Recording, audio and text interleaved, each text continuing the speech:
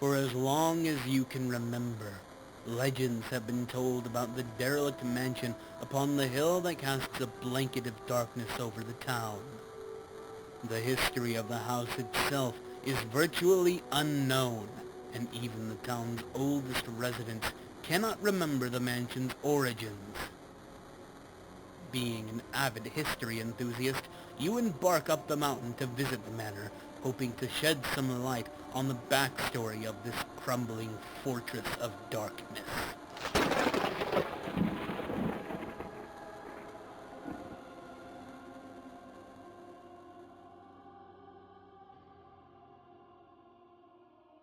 Welcome to Spookys Jumpscare Mansion, a horror game I'm sure all of you have at the very least heard of, considering just how popular it was back when it first came out, and even today. In fact, the game is over 10 years old now and is still one of my personal favorite horror games, alongside greats like Amnesia: The Dark Descent and FNAF. In today's video, I'll be talking about the story and lore of the game itself, and honestly, it's a little tragic. However, a separate video covering the DLC will come out later on due to the length this video will possess.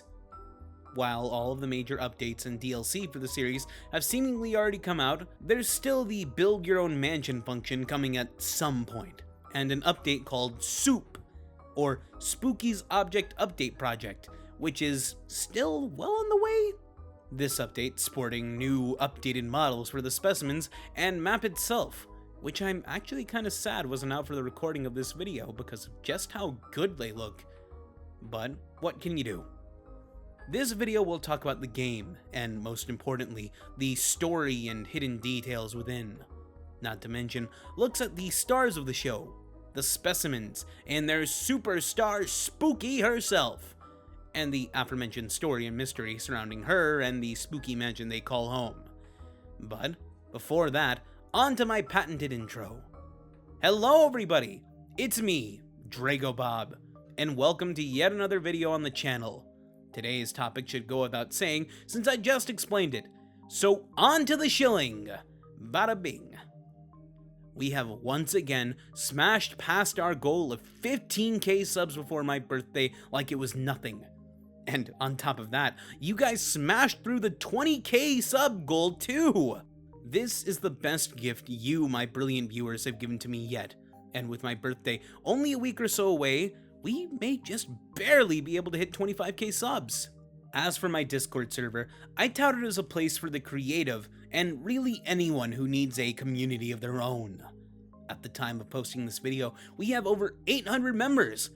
On screen now is also art from the brilliant folks on my Discord server. Hi if you're watching this artist in question. Now, with all of that in mind, if you enjoyed this video, like, comment, and subscribe. With that out of the way, let's move on to the game. Spooky's Jumpscare Mansion was originally created as a freeware game called Spooky's House of Jumpscares on itch.io by Akuma Kira. Later, after some legal mumbo-jumbo, it was renamed Spooky's Jumpscare Mansion and later released on Steam via the Steam Greenlight feature, where it saw massive success thanks to YouTubers like Markiplier and more playing the game. It's also worth noting that Akuma Kira, on top of creating Spooky's Jumpscare Mansion, made Lost in Vivo, another brilliant horror game I'll likely cover someday. As for what I was saying before, we'll be covering content from the HD renovation. With all of this in mind, let's open the game. For as long as you can remember, legends have been told about the derelict mansion upon the hill that casts a blanket of darkness over the town. The history of the house itself is virtually unknown, and even the town's oldest residents cannot remember the mansion's origin. Being an avid history enthusiast, you embark up the mountain to visit the manor, hoping to shed some light on the backstory of this crumbling fortress of darkness. The main menu makes it look even more ominous and foreboding, as it's shown during a rainy, hazy night where the mansion is surrounded by large dead trees, and despite the lights being on, there's nobody seemingly home. And this home looks like your average spooky haunted house, which is inspired by Gothic Victorian style architecture. For those of you with even a minor interest in the Victorian era, we all know it wasn't a very good time in human history. And that concludes my micro-history class. The menu for this game is also simple and sweet. It's here we get a glimpse at all of the content within. The mansion, endless mode, Karamari Hospital, and Spooky's dollhouse. Naturally, we'll begin with the mansion. Already we're being shown there's no exit, what with the door we came in from having no handle for us to open it back up. Not only that, but the game doesn't take itself very seriously considering what we see and hear from the titular goofball, Spooky. Hello, I am Spooky.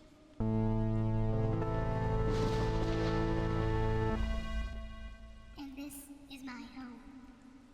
Can you, humble player, make it through 1,000 rooms? Can you find what lies at the end? Or is there even an end? I don't really know. Anyway, just go.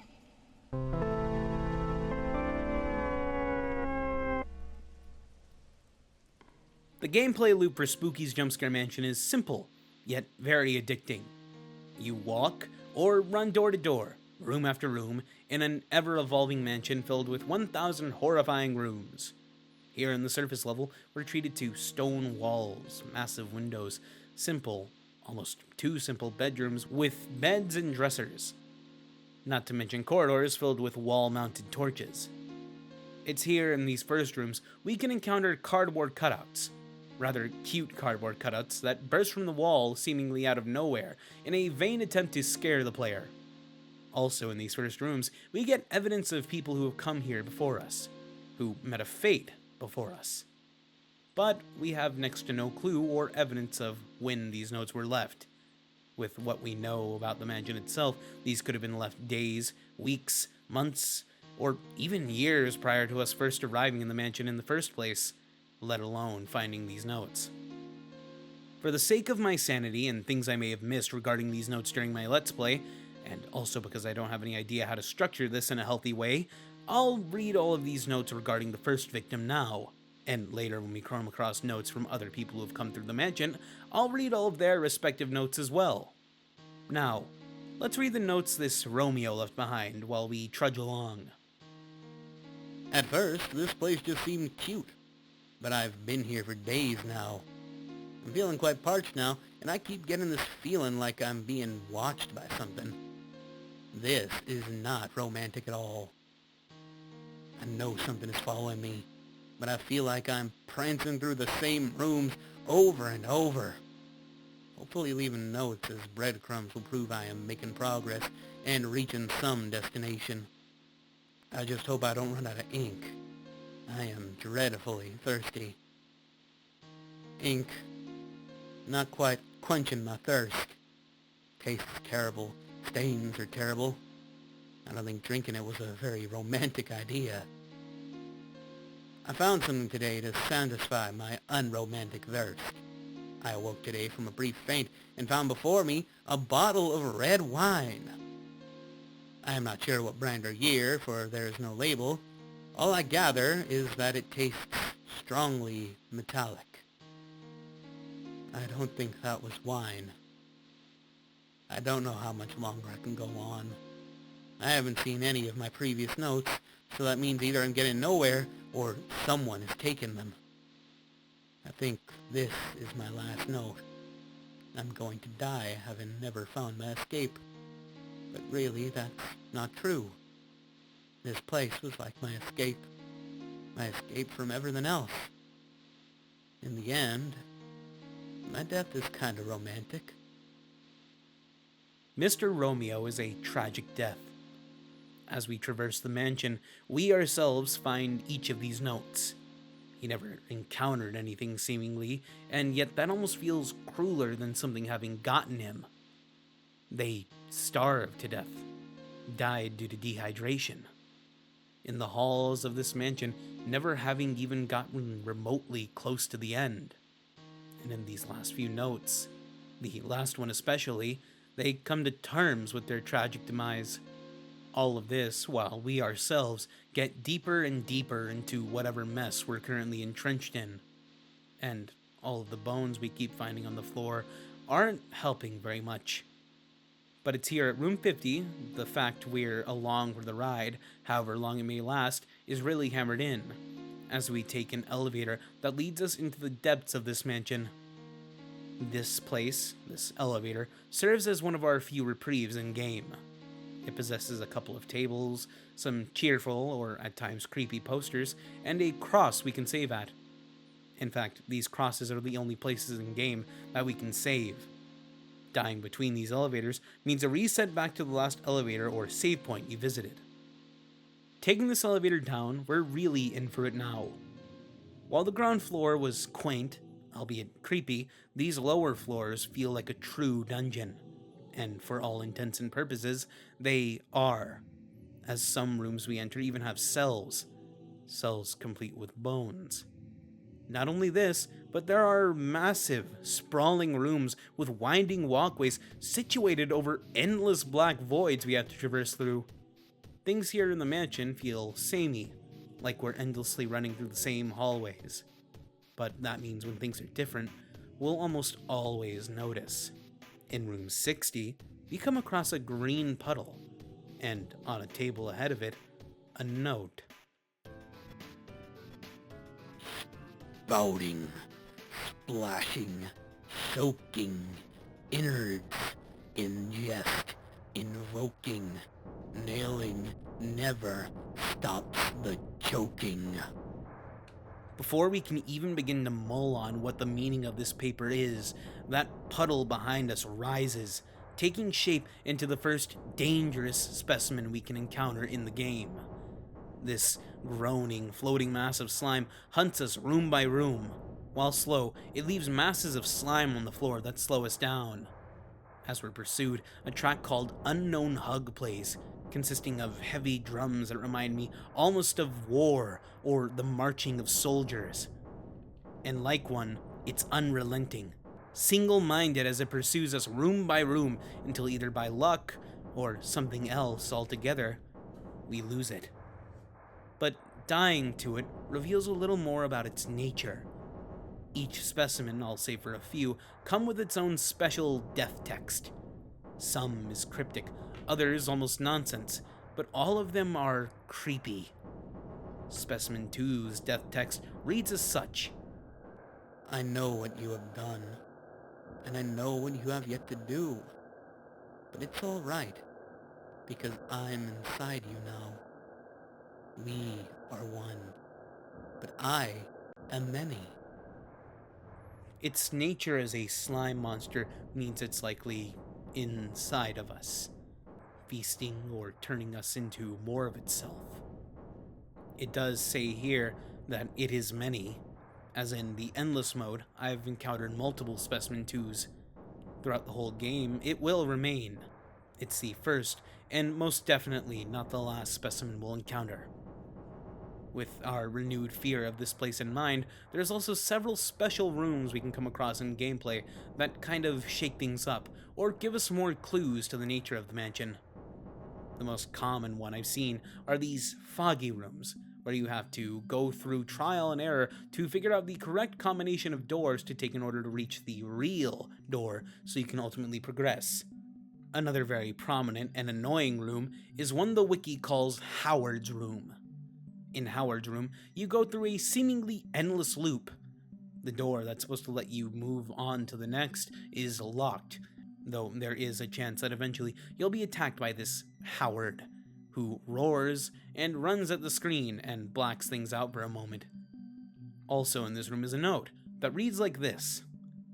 This was such a surprise, that there would be another entry. Another actual entry. One I could admire. But then, as suddenly as it came, it left. And now you disband. Your influence and inspiration will never leave me. I don't think this note means much of anything, but it's quite cordial sounding, like it's addressing someone the writer very much does respect.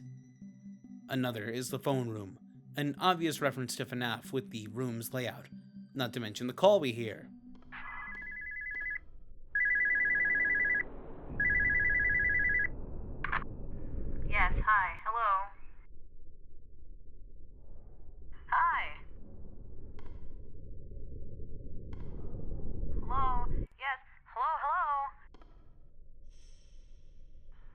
if you want to look directly into the fan. Yes, hello, hello,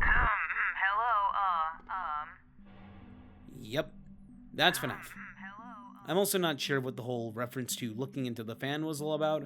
I sat and stared at it for what felt like ages, but no dice. Then there's the brain frame room. In a strange room, there's a giant brain in a jar connected to some type of machine. I'll bring this back up later since it'll be important then, but the next most important room is the Cutest room.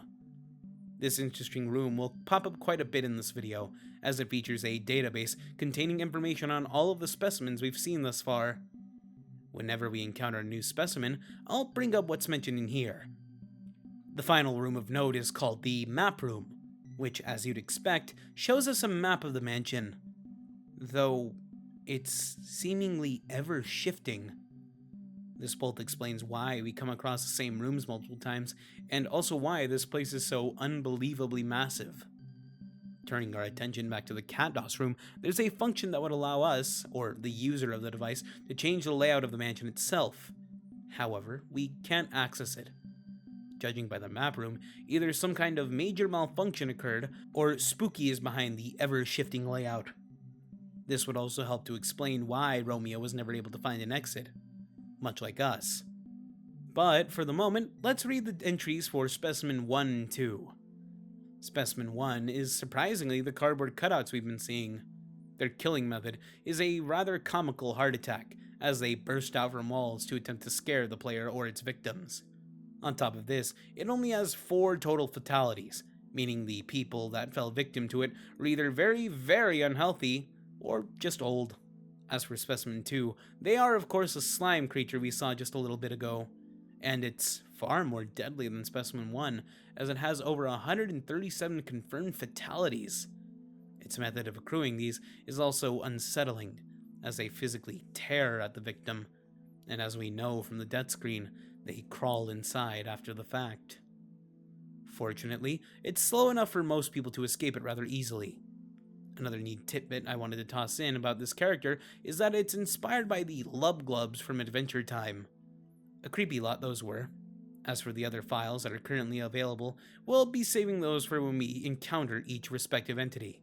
Moving on, it's later in room 120 we get another break in the regular halls we're growing accustomed to.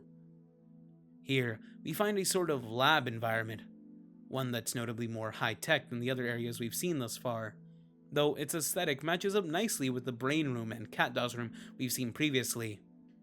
In this room, there are 3 doors. The one dead ahead is locked, requiring a keycard. The one on the left is also locked, though the final remaining door is free for us to enter. And inside, we find a menagerie of bizarre experiments held within test tubes.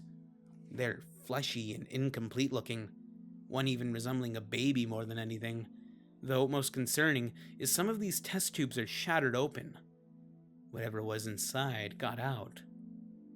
Ahead, we find another note with the keycard we need beside it.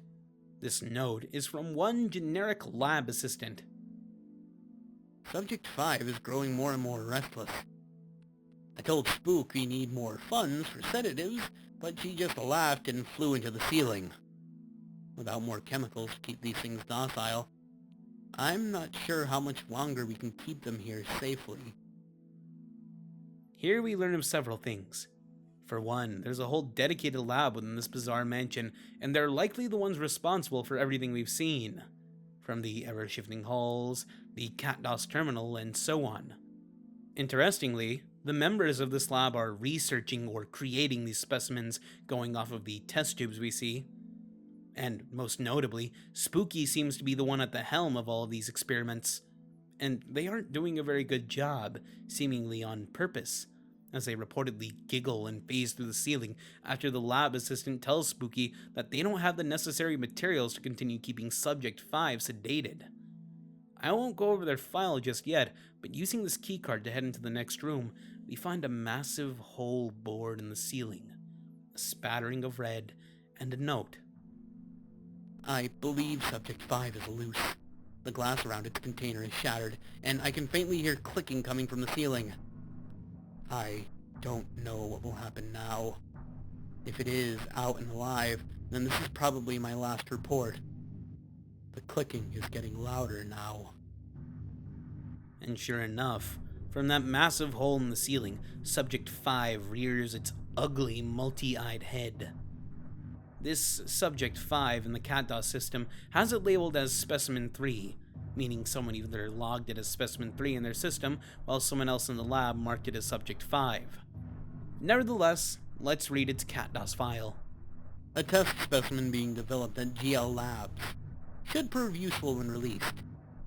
Trials have shown it is adequately effective to average subjects. Just as we had seen a moment ago, this particular type of specimen is one made by GL Labs. One thing I want to add is generic lab is GL Labs, so generic lab labs, which I found really funny. Getting back on track, as I said, Specimen 3 is an under-development specimen. It only has 23 fatalities, and its method is infectious bites, and it's apparently effective enough against the average subject. Personally, I found myself utterly horrified by this particular specimen. Bugs make my skin crawl, and this was no different as it skittered forth and nibbled at me. I even squealed once or twice as it emerged from the ceiling to attack. All the while, its accompanying soundtrack, Writhing Sneezes, is a strange mixture of several instruments and sounds that all together form something disturbing and befitting of a creature like Specimen 3. Much like Subject 2, its death screen leaves more questions than answers.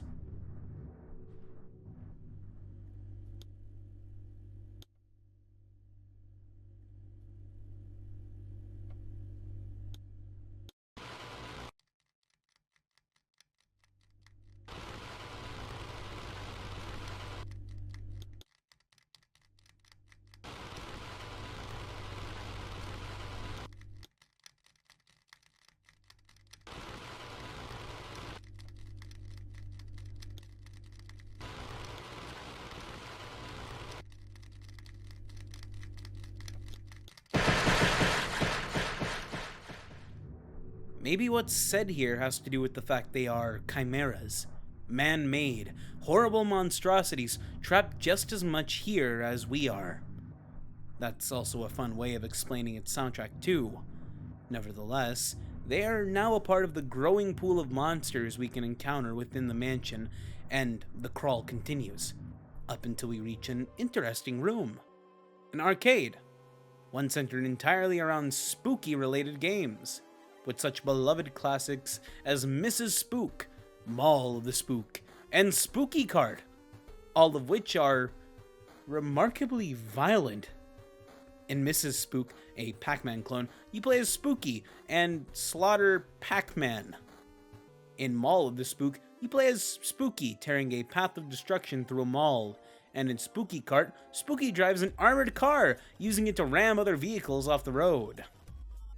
But there's one out-of-order, unmarked machine. That will be important later, though. Moving on, the same and general eerie feel of the mansion's halls is changing, growing ever more disturbing, what with the Slime Man and Centipede now lurking about. Though, once again, we're given a change in scenery as we enter room 160. We're in a dark school setting, but not just any dark school setting, a dark Japanese school setting, complete with eerie, dark Japanese school classrooms, dark spooky apparitions, and scary notes. Matsuri never came into class today. I hope she made it home okay. Could it really be true? I thought the fairy tales about the ghosts that eat children who sneak in after class was just to keep us from disobeying. But Matsuri is still missing. Here, we find a couple of notes talking about a missing girl, and a rumor relating to a ghost that devours people who sneak into class after school hours. Is this that very school, or a recreation made by GL Labs? This is a question that will continue to sit in the back of my mind as we play, but soon enough, we're introduced to this rumored ghost. Specimen 4, a ghost lady, but not just any ghost. One inspired directly by the likes of the Ring, or Ringu. Looking to her CatDOS page, we find she only has 85 fatalities.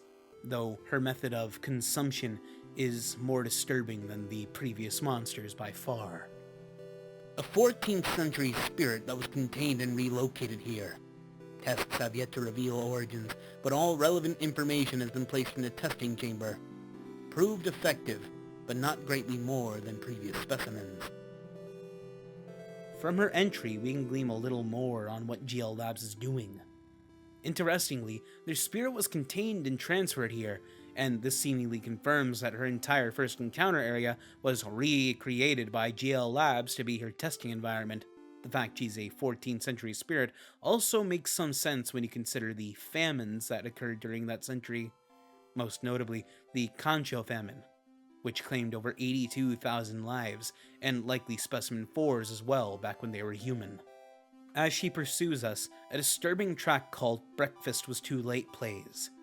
Yet another supporting factor in the idea of starvation I just presented. This track is a chaotic and disturbing thing that almost feels like something from a Sega game, and despite the sound, Specimen 4 pursues with a disturbing calmness, at times beckoning for us to come here. They even giggle and hum as they give chase too. Despite her slow foot speed, she's the first of the bunch who can phase through walls, making winding rooms exceptionally dangerous. And if we're unlucky enough to take one too many hits, we get vored. That happens. We're completely and utterly devoured by the spirit of someone who died of starvation, which is rather ironic and sad when you think about it. Nevertheless, just like the others, she's added to the pool of monsters we can encounter. Fortunately, we're able to take a short elevator reprieve before we're taken even deeper. The halls growing darker, more grimier, and in the last set of floors prior to the elevator, we even begin seeing rooms with pools of glowing green goop, not to mention ever more cells and bones. Now down here, another set of halls and rooms are added to rotation. Most terrifyingly, massive pit rooms with paths that wind even more, and rooms with multiple doors forcing you to pick. This is even scarier when you're being chased, because having to double back when you chose the wrong door means you'll be taking a couple of hits if you're not lucky.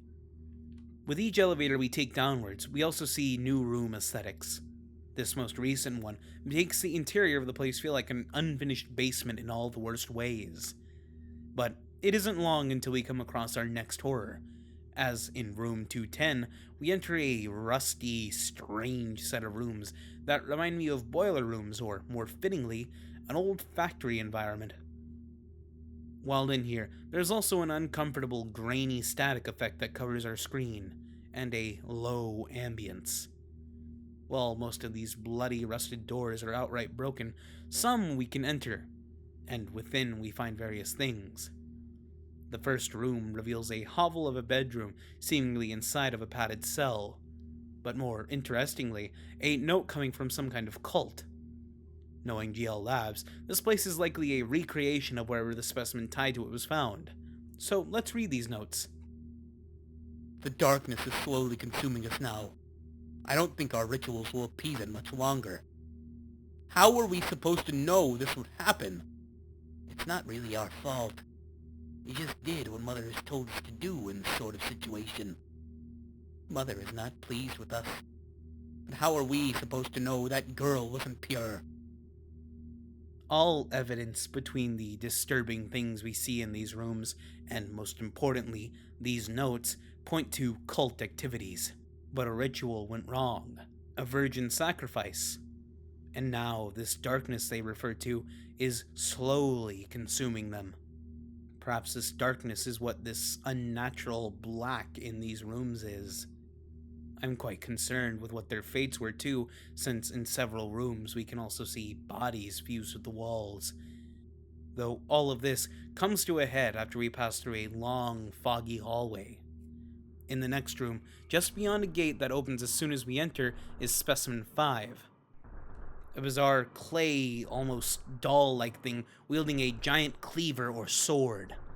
As it chases, it lets out disturbing guttural noises, and unlike the other specimen, this one bashes down doors as it chases, and makes the environment more confusing with hallucinations. When everything looks the same, it's hard to tell when you're going, but that's how this remarkably fast specimen can get you. Adding to this disorientation it gives us is its chase track, a song called Lusting Strawberry, a song backed with heavy drums, almost like Specimen 2's, only it's added to by a loud, winding siren-like noise. Specimen 5 is also the most deadly we've seen so far, as looking to its cat DOS entry, its fatality count is at over 168, with a small question mark besides its name, meaning this is just what it's racked up here in the mansion, or more disturbingly, what's been observed. Not only that, but its method is unknown, despite the massive blade it wields. A creature found inside the church of a small town. Subjects are lost after contact with the specimen. Current method of killing is unknown. Proved extremely effective against subjects with mental issues or weak wills. Interestingly, it's most effective on those with weak wills or mental illness, meaning our protagonist either has one or both, considering we're subject to its hallucinatory abilities. The fact it was also discovered within a church in a small town means this is either a manifestation of the darkness or the mother this unknown cult refers to herself. Nevertheless, meeting an end at her hands is no more pretty than any of the previous monsters.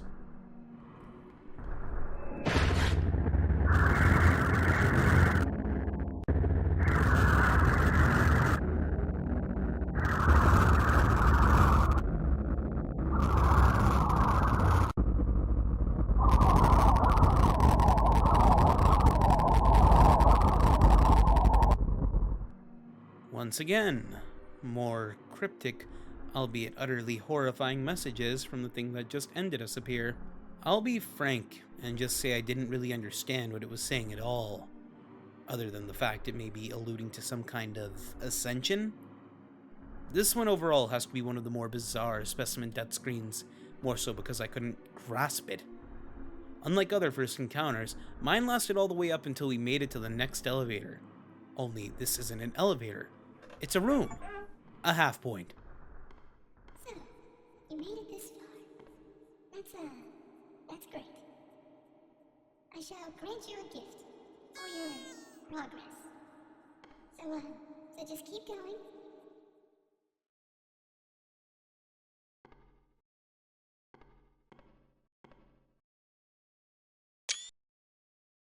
Here we're given a rare gift from Spooky, in the form of a massive jump scare from a group of Specimen 1s, which is kind of interesting. Meaning for one, Spooky arranged this little get-together, and Specimen 1 obeyed and went along with this plan of theirs. Not only that, but there's a massive portrait of Spooky in armor with a sword. Then, thinking about the arcade games and the note that mentions a lab assistant reporting to Spooky, it seems like she's even in control of the ungodly horrors that lurk in these halls too. At the very least, Specimen 1. As opposed to an elevator, this room serves as our quarter of the way through point in the game. We even get an achievement to mark this momentous occasion called Surprise! You made it this far. We still have 750 rooms worth of horror left to go through, and I'm already 14 pages into the script. Moving on, we eventually come across another note, and with that, a reason for me to give a big ol' reading of every misadventure within this set. The victim in the wiki is called the Tropes victim, but to me, they've always been Dave. Let's read about Dave's life and death. This place is finally starting to affect me. I've seen enough horror movies to know how to survive a simple ghost or two, but these monsters keep getting faster and stranger. In order to survive this house, I need to keep writing notes. I must do everything a central protagonist would do, and hope this is one of those stories. Insert obscure horror reference that no one gets and misinterprets as instruction somehow. Well, I still haven't died, so it appears I might be the protagonist, but I'm not entirely sure.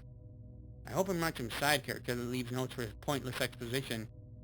Also, I found a strange computer that gave descriptions of the monsters, and it seems like they're called effective based on how many people they kill. I think the effectiveness of the specimens is also somehow related to the souls of the people they kill somehow. Anyway, I'm still alive and strong, but I feel like the inmost cave of my journey lies ahead. I wonder what the antagonists will look like. I hope they're cute.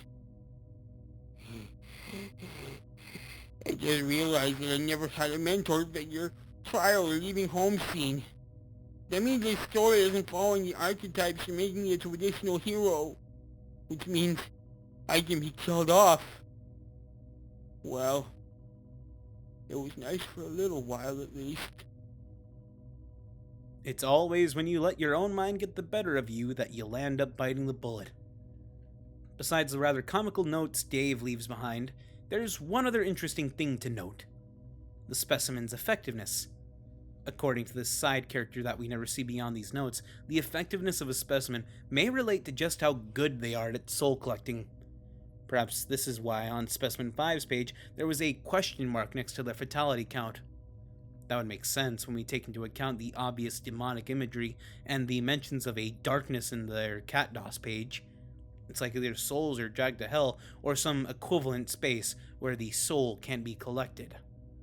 But then I wonder, why does GL Labs care about souls? That will be answered later. Continuing on, it's quite a while until we get our next break from the regular rooms and the special rooms we've very quickly become accustomed to. It's after one more elevator and getting acquainted with some new room styles, we come across something eerily similar to something straight out of The Legend of Zelda in room 310. But it's here, in these Zelda-esque rooms, we find several notes telling a tragic story. Though, fortunately with these notes, we find keys to continue pushing forwards. Let's read these notes.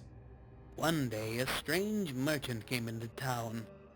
He sold handmade puppets and trinkets, and all the children loved his store and his gifts. But the town couldn't support his store because the other shops were failing. The other shopkeepers became jealous, so one night some of the townspeople took all his puppets and threw them in the river. But just afterwards, he came running to the river, crying and wailing that his children were being drowned. He dove into the river, trying to save his possessions. The townspeople, bitter and still angry, watched him frantically thrash and dive into the river until he never came back to the surface of the water. Although not what they wanted, the shopkeepers were satisfied. Years later, the children of the town began to go missing, and as more and more children disappeared, people began to find more and more puppets in the forest and around the river. These puppets seemed to almost look like missing children sometimes. That's a rather tragic story, with an even more disturbing ending. Horrifically, this vengeful doll maker seemingly came back in spirit to haunt the town, and it's children of all things that go missing.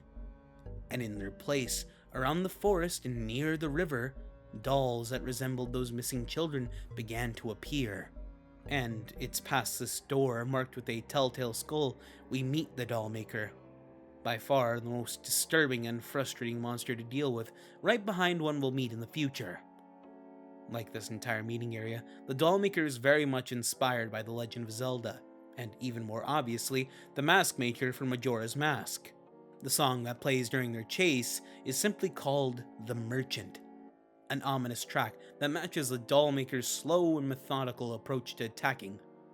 They work similarly to SCP-173 or the Weeping Angels, as turning away causes them to raise up to a place they can't be seen before crashing down on the player to stab them with their massive sewing needle, dealing heavy damage. You're not necessarily safe even when you're looking at them too, because they seem to at times grow frustrated and simply attack.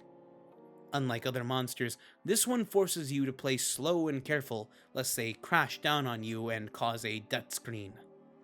I also hate needles, so this guy was quite the horror for me too. And its Cutest page, it's noted as being even more deadly than the specimen before it, with a whopping 189 confirmed fatalities. Its method, of course, being physical punctures. A wooden life-size puppet found floating in a reservoir where a town had once been.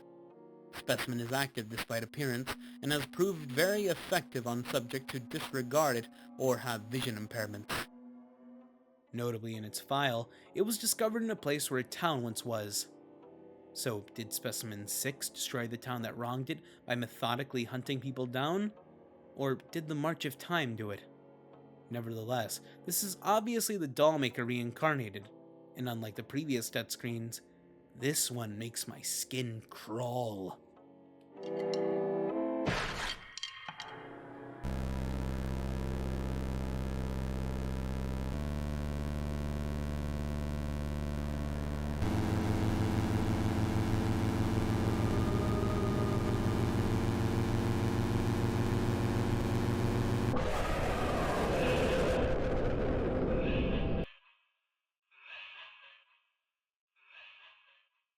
What it says is actually kind of comforting in a weird way.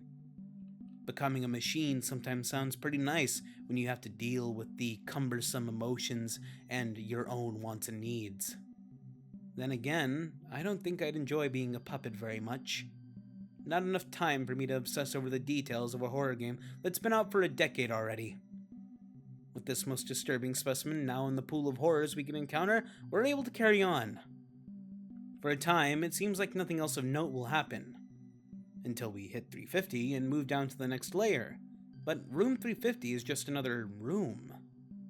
Elevators from here on out, as well as save breaks, will only be every 100 doors instead of 50. And it's after taking the next elevator to rooms 400 to 500, something interesting happens.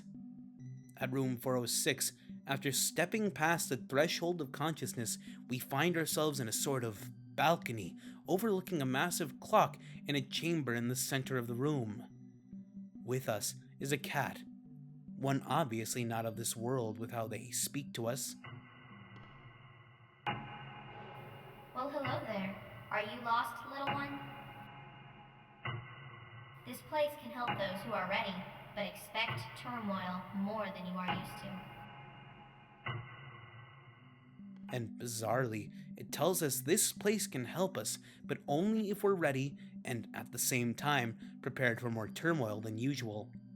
Like every special room we've come across thus far, we have no other choice than to push forwards.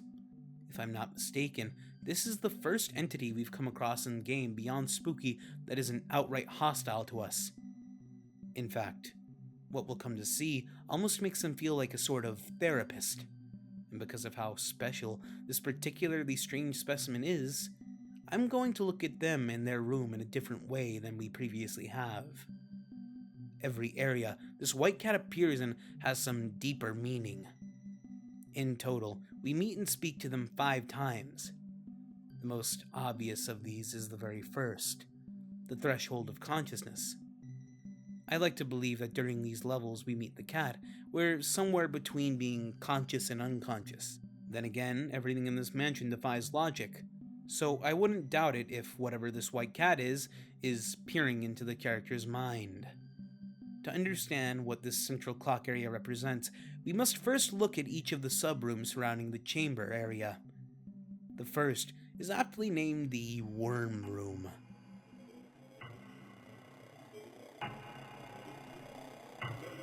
Two sides of the same coin. Knowing your projections can help you achieve freedom. Two sides of the same coin. Knowing your projections can help you achieve freedom. This room is representative of the two sides of our main character's psyche. Not only this, but some kind of compass possessing a demon eye points at you all the while, and large red writhing worms crawl across the floor.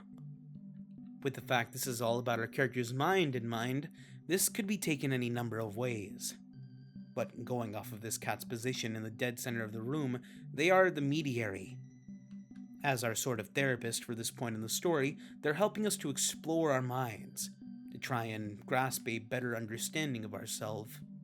These ugly, writhing worms in this particular case could symbolize the repressed instincts we hold back to remain the civilized people we're expected to be.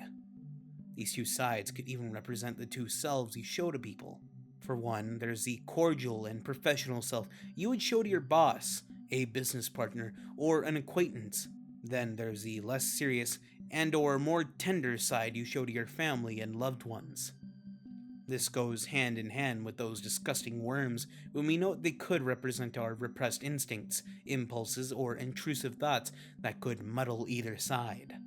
But to gain an even greater understanding of what everything we see here in these rooms could possibly represent, we need to take a look at Carl Jung's theory of personality. Carl Jung himself was a brilliant Swiss psychiatrist and psychoanalyst who founded analytical psychology, something I'd barely dipped my fingers into previously but have had to look at a fair bit more now.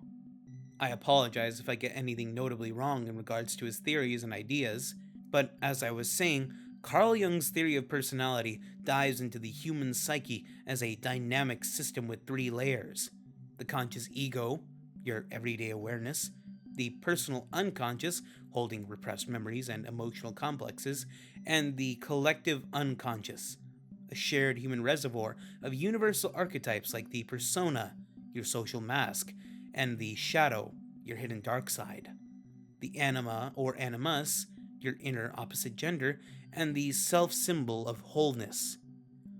He also classified psychological types based on attributes: introversion, inward-focused, versus extroversion, outward-focused, and functions for perceiving and judging, sensation for facts, intuition for possibilities, thinking for logic, and feeling for values. These combine into core personality types that inspired the MBT, which I won't speak about. At its heart, Jung's idea is individuation, a lifelong journey to integrate these elements for psychological balance and true self-realization, often through dreams and therapy. And all of this ties back around to the bizarre things we've seen in these rooms. The central clock room is representative of the conscious ego and the personal unconscious. More specifically, the clock represents the conscious, and the all-devouring void below, the unconscious. Once we step past that line in room 406, we were literally stepping right into our own mind, albeit a more symbolistic version. The worm room, instead of what I proposed prior, is our anima and animus, the masculinity within the woman, the femininity within the man. The worms, on the other hand, still represent the parts of ourselves we hide. This place, at its core, is the primal self, but I do still feel it could represent my original idea, if only a little. The next room we enter is an office environment. The mask you wear serves its purpose well, but be careful not to lose yourself in it. As it seems, each room so far represents the ideas behind the theory of personality in varying degrees. The office, far more than the former, represents the persona, however in a much different light. Taking into account everything we're seeing is representative of our main character's psyche, he not only has a somewhat feeble mind, but also fell into, or is at least beginning to fall into the trap of losing himself in the mask that is his professional self. This is best exemplified by looking into the monitor, as it spouts messages like, Be part of something. Be who you are to others. Put on your mask. You are not you. The shadow, while sounding bad, is simply the other side of the coin. It is the traits and aspects of oneself that they hide away and repress, while the mask, the persona, is on. These impulses like aggression, envy, or selfishness are important. Selfishness can be something as small as taking an item in a game all for yourself. Envy is something one can use to fuel the fire within and push forwards. And aggression and anger are things to temper, to use to teach oneself self-control. Inner balance is key, and that is not something our player character has evidently not kept healthily balanced, and the white cat knows it. And that may be why this place within the mansion revealed itself to him. But we don't entirely know why. There are no notes explaining what this place is, no notable markings, but one clue is that between these rooms are regular rooms, adding to the potential that this place really is something within the main character's mind. Moving on, the next room is a beautiful, all-encompassing, space-like fractal we have no choice but to enter.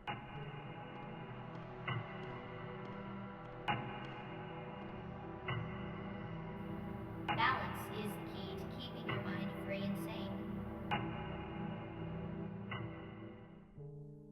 Just as I said, balance. It's something our character lacks, and it seems this cat has made it its goal to try and help them achieve it. I'm unsure of what I could really add with this room, but the spacey theme can symbolize transcendent unconsciousness. Or it could even symbolize the fact our character may be getting close to a sort of breakthrough. I mean, give me a break. I'm not a professional psychoanalyst. Continue on. Finally, after one more hall with a bit of red at the end, we reach a pitch-black room.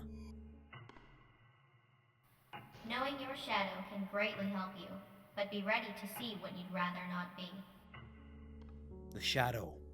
The self our main character would rather not be. In this particular instance, this is concerning. The way I veiled the shadow is the way I view it, the way I process it with the information I have. We don't truly know who the main character is. Up until now, all we really knew about them was they were somewhat of a history nerd, someone who appreciated it. But the way they word it makes me believe they know something about our character that we don't. They were in our mind, after all, and the darkness of this room would make sense when paired with what the white cat says. But I could be reading too deeply into what will occur later, so I'll cut that thought here. In the more general sense, the white cat is asking us, the main character, to confront this uglier, more selfish, envious, and angry side of ourselves, in order for us to find some kind of balance. They aren't just asking us to know this other side, they're asking us to get to know ourselves. It's a funny question, but do you truly know you? All of your triggers, your peculiarities, the things that make you uniquely you? You may or may not, but it's certainly an interesting thought. With this final gift in mind, we push forwards and enter a long, winding, fleshy red hall, and upon exiting it, we begin our chase with Specimen 7. A mass of red, writhing bodies congealed into a wall of flesh that rolls forwards. The soundtrack backing this chase is called Strange Wiggle. Unlike every other specimen, Specimen 7 does not have any death text for us to try to gather any further ideas from. But this entire chase almost feels like a sort of battle between the main character and his shadow, or even persona, which has seemingly consumed his life up until he entered the mansion and arrived at this strange place. Succeeding here and escaping Specimen 7 could almost be taken as again symbolism for the main character putting this imbalance to rest. Because this is the one time in the entire game we ever encounter Specimen 7, and the white cat, who may very well be one and the same as Specimen 7. Two sides of the same coin. The persona and the shadow. Going off of its cat DOS entry, its method of killing or accruing souls is unknown. Its type is unknown, but it's caused 93 fatalities. Specimen is constantly changing form and attributes depending on the subject's personality, but most common form represents a wall of moving anatomy symbols, only effective on subjects with past trauma or a history of psychological issues. Only effective on subjects with past trauma or psychological issues. Not only this, but it's constantly changing form and its attributes depending on the subject's personality. The white cat we see could no doubt be one of these forms, but recall the anima. While the anima and animus are both said to take the form of an idealized male and female respectively, who am I to say the main character's inner voice, their anima, takes the form of a little white cat? Of course, who's to really say? All of my ideas outside of Jung's theory could be completely wrong, or they could be completely right. Nevertheless, this was an utterly brilliant section of the game. Now that I've taken the time to really sit back and take a deeper dive into this section, I have a massive appreciation for it. Though our main character still has much trauma and sadness ahead of themselves. I also hope you enjoyed this little bit of psychoanalysis. This is probably my first time doing this, so yeah. Moving on, the 450th room has no save point, meaning we must continue trekking on. It's all a lot more of the same. Dealing with specimens as they appear, reading notes as we find them, though we also begin seeing more lab-like objects appearing in the setting. Massive vats of fluid similar to what we found in Specimen 3's chamber, though they resemble that brain containment thingamabob the most. making it feel like we're getting deeper into a lab environment. A weird one. Though, eventually, we reach room 500, where we once again meet Spooky.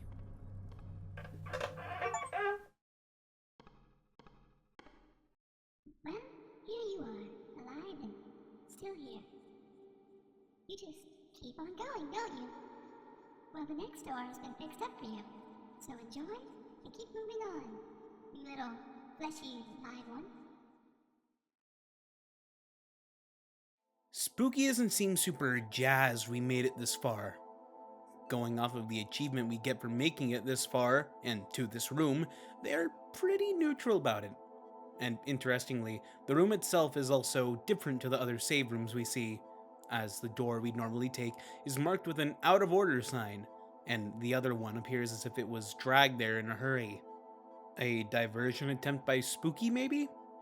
We know they alone can change the layout of the mansion, and are the likely cause for it being in such a state, but I can't be too sure. Taking the one Spooky more or less forces us to go through, we're given a sort of fake out that makes it appear as if we got forcibly sent back to room 50. Which was a huge blow to me since I tried to get a couple hundred doors done each recording session. Fortunately, this is just a fake out, albeit one mixed with a surprise attack from Specimen 5, so we're able to continue on just as we were before. Another thing, it's also pretty weird a wooden door has an out of order sign. Nonetheless, we continue. Specimen appearances become more frequent at this point in the game. At least it feels like this to me. Continuing on, we eventually reach the outside. A forest. We can't wander into it due to stone walls on either side of us, and the trees, they stretch high. So high their canopies are hidden away by fog above us. It almost feels like we're in a sunlit room, but ahead of us are more doors. The room counter remains. This is likely another specimen's room, but whose? Moving on, we enter a cabin area. Interestingly, it has a deerskin rug on the floor, and more importantly, a note. For a while, I thought I'd really escaped this place. But despite the trees and the flora, I think this is actually just another room. I did, however, find a deer, so I might at least get to eat. They make some strange sounds, though. There are deer here, apparently. And as we've already deduced, this is just another specimen's room. Although these deer are likely not as they seem. And they aren't. As stepping into the next room, my non-attention paying arse was jumped by one of these deer. They open their maws to reveal sharp teeth, and as they attack, they attempt to bludgeon the player with their hooves too. Just like the note, they do make some particularly creepy noises. I don't know what they are, but those are definitely not deer. I tried sneaking up on one the other day to kill for food, but it saw me as soon as I got close. I was barely able to get away from the thing. I've managed to board up most of them. Hopefully I can find another way out of here.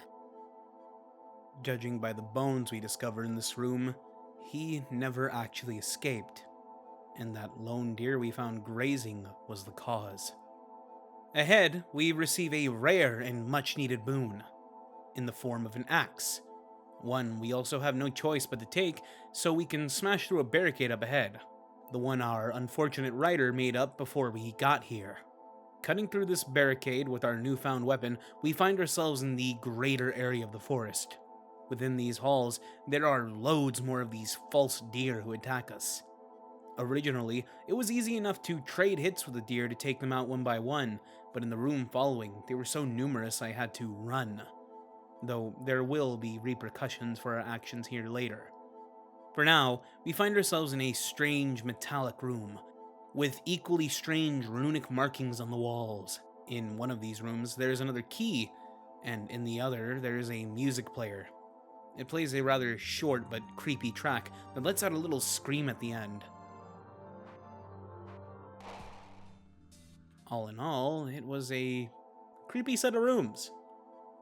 Using this key to continue moving forwards, we encounter a final barricade. Breaking through and walking into the next room reveals our newest specimen horror.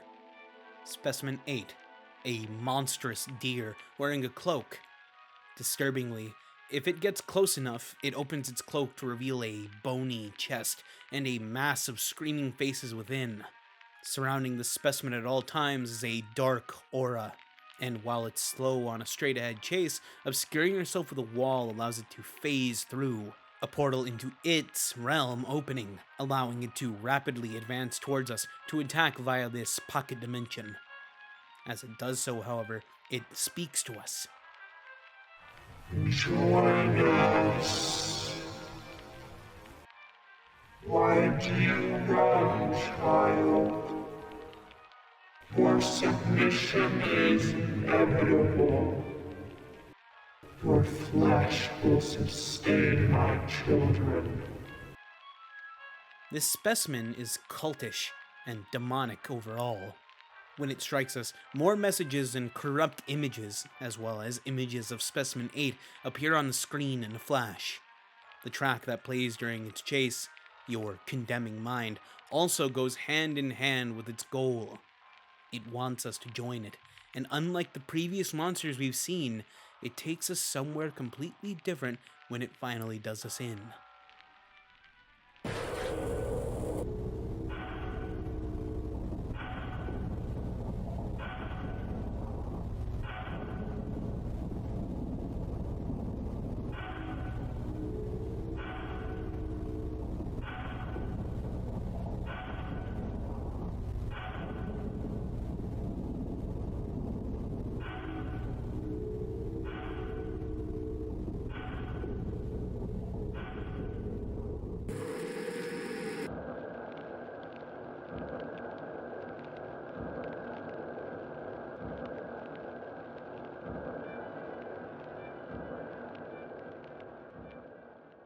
Now, this death text is special. It's a poem connected directly to the true nature of Specimen 8 and what it truly is. Much later in the DLC, this is also expanded upon, and even more interestingly, the lore of the character comes up again in the game Lost in Vivo. Since I'll likely cover that in the future, I won't be speaking on what and who Specimen 8 was, and its origins. That will be something for the next video. Well, the video on Lost in Vivo. Moving on, Specimen 8 is one of the more deadly specimens we've encountered thus far. Their abilities have proven that much. But let's take a look at their cat DOS entry. They have a total of 149 fatalities, and they absorb their victims, explaining the massive screaming faces within its robe. These are likely all of their previous victims. Whether or not they still have a mind of their own is a disturbing question I'd rather leave alone. A floating figure that appeared in a test chamber a few years after it was filled with what was believed to just be unusually violent deer. Specimen seems to engulf subjects and absorb them into their torso region. Proved extremely effective on violent subjects. This confirms that the deer and 8 are one and the same. We don't know what the deer are exactly, and for all we know, every one of these violent deer could be the soul of one of its victims transferred into this new form. But this is only speculation. One interesting thing is that we could have been the ones who triggered them to attack us in the first place by attacking the deer with this newfound axe. It is highly effective against violent subjects, and as we spoke about in the section with the white cat, we know next to nothing about the main character. In fact, for all we know, they could be a bad person. One who fled here after some event in their regular life. But again, this is just speculation. Of all the entities thus far, 8 is among the most powerful, with them even possessing their own pocket dimension. Nonetheless, we continue on. This entity is also a remarkably aggressive one too. But like always, we slip away and into an elevator, where we find a GL Labs poster. Interesting. It's down here at room 610, we discover a strange area. It's bathed in darkness, and what little light we have comes from our flashlight. But this is quickly changed by activating a generator in another room, which reveals it to be a GL Labs lab area. Though there's no equipment anywhere. In place of this equipment is a load of metal crates, like everything was packed away. The floors and walls are also remarkably dirty, and the doors are heavy hydraulic-powered things operated with a holographic interface. This place was once the beating heart of GL Labs. It's likely this place was where they once oversaw everything, and these heavy doors were meant to hopefully protect them from the things they are studying. But it's not even that. In the next room, we discover a note. A holographic note, which you probably won't see because I'm taking stuff from the wiki. This old place is somehow even worse than the new GL Labs, although it seems to have been constructed with a much larger budget than the new lab. Nothing works quite right. I can see why it was abandoned so quickly. I wonder if there really is anything here worth salvaging.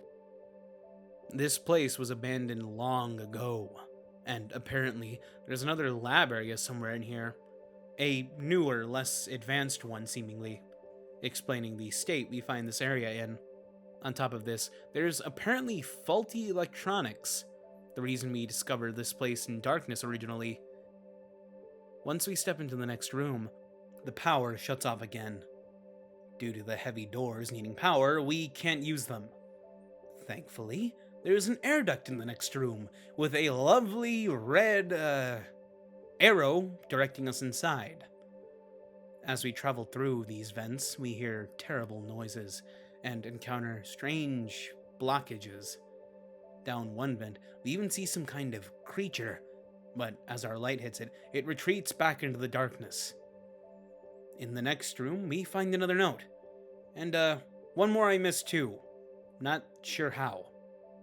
This facility is quite odd. Some of the equipment doesn't seem quite right, almost as if it were designed for people without hands. Also, I'm not sure if it's just faulty electronics, but the power keeps fluctuating, and weird noises are coming from the air ducts. Spooky just said there were things that we needed to salvage from this place. I'm starting to worry that a loose specimen may be included in that list of things for us to retrieve. The power just shut off again. Is everything broken in here? We learned that at this point in time, Spooky was the one in control of GL Labs, but she seems sadistic. First, it was that note in Specimen 3's room where we learn about her purposefully not providing proper materials, sealing the fates of those working in that wing of the lab. And now this. Another lab tech doomed to their fate at the hands or claws of that thing we saw in the vents. In fact, we could even look at this place as a trap Spooky set us in, but one we foolishly walked right into. The mansion itself. Not to get all analytical again, but the mansion could also represent our character's psychological descent into madness, or maybe healing, as we see with the white cat in its respective rooms. But that's just my idea. We also learned that this place was seemingly designed for people without hands. It could be a comment about the holographic panels, though this could also refer to the thing in the vents we saw. We already know Spooky is likely in control of her fellow specimens, and I'd imagine she wasn't the one originally in control of GL Labs. So after she seized or gained control, it's likely she also gained some sway over the specimens GL Labs was researching prior to her coming into power. Taking into account the violent nature of the games she appears in, Spooky not only holds herself in high regards, but is also incredibly mischievous. Well, violent. Going hand in hand together, that explains exactly why she's sending her employees into direct danger and purposefully leaving them without the things they would need to keep these specimens in order. Another thing is, we don't know how long ago all of this happened. It could be weeks, months, even years and years ago. The same goes for all the notes we find from the different people who walk the same path as us. Getting back on track, using the vents once more to move forwards, we find another note inside. I don't know what to do. I can't think well. I feel strange. I'm hiding from that thing. I feel like something is growing on my skin. I can't seem to tear it off fast enough, and I'm losing a lot of blood. The person we were following doesn't seem to be having a very good time. The placement of this note is also rather disturbing, and in the very next room, we find their final note to us, accompanied by a generator. You have to keep it close. It becomes something else when it gets too far away. Something I can't outrun. From the vents bursts out some creature. Using my magic axe powers, I one-hit it from across the room, causing the thing within to burst out. Specimen 10 in the flesh. A horrific parasitic organism from beyond our world. The parasitic nature of this entity is best shown off by the fact it bursts from a dead creature, and even this form it takes is borrowed, as it uses human legs to walk. A whole body repurposed into a weapon, and one it can freely dispose of at any time too, as getting too far from this particular creature causes it to transform into its true form. A horrific worm that has to, at the very least, be as big as our character's torso. As we're pursued, it lets out strange guttural noises, and the track Getting There plays. This name is a bit cheeky when we consider its slow walking forces us to slow down along with it, making its chases slow to a crawl unless you're fine with getting attacked by its true or speedier worm form every 5 seconds. Glancing at its CatDOS page, it's noted as being one of the most deadly we've seen yet, with over 245 fatalities. It's even more disturbing when we consider its method of attack is a parasitic infection, meaning even one bite from this thing canonically ensures its victim's death, kinda like a Komodo dragon, but not really. A form-changing creature that is believed to be extraterrestrial, though it was not officially proven. Proved very effective on most subjects, but deemed too difficult to contain. The specimen broke out of its containment area due to frequent electrical malfunctions. Well, at least it's sort of implied to be not of this world. It wouldn't be the most outlandish thing between the slime monster, deer god, and 14th century Japanese ghost girl. Overall, Specimen 10 is one of the more interesting specimens this game has to offer, though its death screen makes it all the more interesting, as when it does us in, instead of cryptic text, we get 2 messages. One regular, and behind it in 3 flashes, binary. Now you have nothing to fear. Now you have nothing to think. Follow your selfish desires.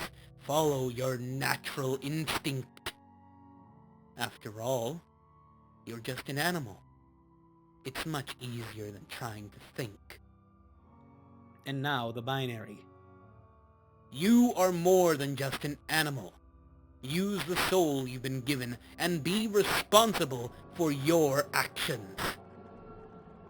This was about where I realized there was more to these death texts. Recall the previous section where we went on a spirit quest with that cat, which may or may not be our character's anima. Here, we're met with 2 things that feel eerily similar to the shadow and persona. The first set of text reminds me most of the persona, and while this specific set of text could simply be referring to an animal's natural instinct to eat and kill being brought up to the surface by the parasite rapidly taking over our character's body, I like to think it's instead referring to the part of himself, the persona that he put on while at work. Turn off your brain. Do your job. Follow your natural instinct. The shadow best represents the second. It's that selfish part of their brain, psyching him up, telling him he's more than just the office worker he'd been, that he needs to get up and do something about the life he brought upon himself instead of remaining as he is. As if that's not enough, there's also the fact the binary code seems to be fighting to get into the spotlight. We could take it as that bit of greed and their own desire boiling to the surface. Perhaps this is a little glimpse into his thought process when coming here to the manor. But this is just how I perceive and think of it. Slowly but surely, we lose Specimen 10, and like all of the others, they fade into the group of monsters we can now encounter on our trek to the bottom. Nothing else very interesting happens the rest of these floors, so I feel like it's a good enough time to get onto our final set of notes from one of the fools who sought to reach the 1000th door like us. I'll dub them the Survivalist, which is completely original. Don't even bother checking the wiki for their name. Day 2. Food supply depleted. Water supply at 30%. Mental health deteriorating. Leaving notes behind to help others and mark where I've been. Day 3. Hallucinations are manifesting at increasing intervals. The cause is probably sleep deprivation or a gas that is being pumped into the rooms. I have not yet been injured, so I don't think the cause is a brain injury or blood clot. Day 4. I'm starting to lose track of time. The battery on my phone became very low, so I delegated to save it in case I find an exit. Day 5. I can't remember. Why did I come here? Was there ever a purpose? I believe death is steadily approaching me now. The hallucinations can hurt me. I'm out of provisions, and I'm having sudden violent heart palpitations. Day 7. I can't tell the real from unreal anymore. My limbs refuse to move the way I want them to. I feel like I'm wading in a deep river that is always flowing against my direction. Now, I will lay down and let the river flow over me. I will let it guide me to its end. I know where I'm going anyway. This place, this entire place, is just a gyrating, screaming rock in the vastness of an infinite kingdom. I'm going to rest now. I'll be watching over you. The survivalist, unlike the other victims who either wandered inside or came in for other reasons altogether, came prepared. We don't see a note from their first day, but depending on if they brought little or a bunch of food, they either covered a lot of ground, ate a lot, came unprepared and went through most of their food, or even potentially lost track of time altogether upon getting underground. With no sunlight, it would be hard to guess how much time had passed. For all their preparedness, that might have been their downfall. We also watch as they slowly but surely lose their mind and break down out of running out of food and water. So much so, they even forget why they'd come there in the first place. They also state they're having severe heart palpitations after being attacked by a hallucination. Going off of the last page, where they go completely mad, it's safe to say they had a run-in with Specimen 10. Perhaps they're even the body we see Specimen 10 using in our encounters with them, but that's just an idea. And hey, would you look at that? While we were talking, we wandered into the next special area. A burger place. A very generic one at that. With posters on the wall reading, Taste the beef! and 100% beef! they actually seem to be trying incredibly hard to hammer in the fact the burgers here are made out of beef. But I'm unsure why. This place also lacks any furnishings beyond some tables and a playroom, with tunnels that stretch into the walls. Like some of the other areas, we can find a set of notes, though these notes are from an employee who apparently worked at the place before it was presumably packed up and recreated here in the mansion for one reason or another. But let's get on with these notes from this rather unfortunate employee. It's also worth noting, some of these can only be found in the play place. I was anxious about getting a job here at first, but it seems like things are getting better. This chain is really expanding, which is a shock, because just last week I heard this company was going broke. Every day more and more people show up to eat here. Something still sets me off about this place and its food, though, so I'm going to try and not eat anything from here. Today was a weird day. The average number of orders continues to rise as it has been, but I don't know about the number of people. Today I saw someone use the drive-thru and order a lot of food for one person. And then about 10 minutes later, they were back. They ordered the same exact meals, and then they left again. Then after another 10 minutes, they were back again. Maybe they're just delivering food for a party or hotel? But it worries me for some reason. Well, I broke my one rule today. The management doesn't give out actual lunch breaks, so I can't go anywhere. And they won't allow outside foods here. I mean, they actually screamed at the last customer who did that. Anyway, I had a burger. It wasn't bad. And I don't feel sick, so I might get a few every now and again. This is strange. I had a dream last night about this restaurant. I know I was here, but I also felt like I was in another place at the same time. Everything looked so wrong. Nothing was the right size, and I kept hearing these strange animal noises. Almost like wailing. I guess I just feel guilty for eating that burger the other day. Also, today I noticed that man again. The one who kept ordering every 10 minutes. This time, he never even left the parking lot. He just got his meal, parked, and then got back in line. He must have done it at least 8 times before he left. There was a horrible accident today. At least, that's what the managers are calling it. One of the other employees brought in some outside food and got into a fight with the manager about it. The employee said the burgers here smell like sulfur. I then watched the manager grab the kid's neck and shove his head onto the grill. The employee got up and ran out before anyone could do anything, and I'm told that he's fine. But that really shook me today. I'm leaving. I fell asleep in my car today after eating one of those burgers. I remembered brief flashes of a man or animal coming towards me and feeling like some huge lumbering thing was wailing from deep underground as I continued eating.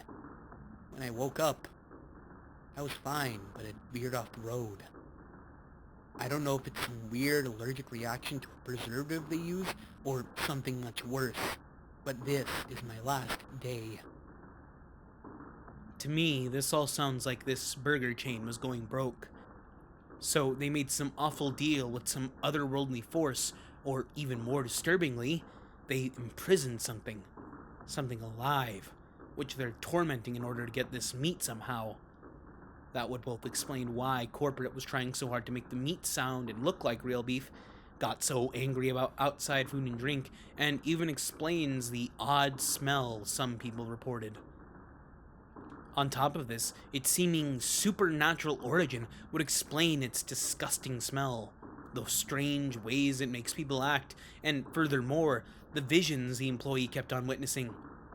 On top of this, the meat when ingested seems to bring about an intense hunger. Chief among the examples is the drive-thru guy, who apparently ordered enough food for a large party or gathering, then 10 minutes later returned again for more. Then, the next day, they simply sat in the parking lot as he ate, then returned to the bizarrely packed line to get even more food. And if everyone was ordering as much food, and therefore meat, as we know they were, then whatever this entity or thing was that was being harvested must have been in utter agony all the time. To me, this place best reminds me of gluttony, or the greed of man. A company so desperate not to go under, it makes deals with or abuses the powers of things they seldom understand in order to avoid said fate. On the other hand, it could simply represent animal suffrage and the annoying argument vegans like to make about animal suffrage. But it could also just represent consumerism, capitalism, and how big business is evil, blah blah, subtext symbolism, etc., etc. Finding higher meaning in things is a pain in the arse, honestly. But moving on, after we venture through the play place of doom, death, and corporate horror, we eventually enter a meat freezer. Inside, we see frozen cow carcasses, which is kinda odd. Nonetheless, as we exit this room, we're met with Specimen 11, a demon in the flesh, and according to its CatDOS entry, the thing that was contained and being harvested by the burger place's corporate division for its own meat. Going even further, the cries and the wailing the employee heard are shown off here by tear streaks we can still see coming from its hollow eyes. While it's slow during pursuit, it has the ability to move through walls like it's nothing. Paired with the winding, hard-to-navigate rooms of these later floors, Specimen 11 is remarkably deadly. Going along with this, its chase theme is comically called "We Have the Beef," a sort of play on Arby's "We Have the Meats" tagline. It's quite creepy. Like every previous chase theme, it really does a good job at selling the feeling of, "Oh my god, I'm going to die if this thing gets me." Though that's really about it here. Before we go over its death screen text, let's take a gander at its CatDOS profile. Of all the specimens we've seen, they are by far the most deadly, with over 317 confirmed fatalities. Its method of achieving these, however, is unknown.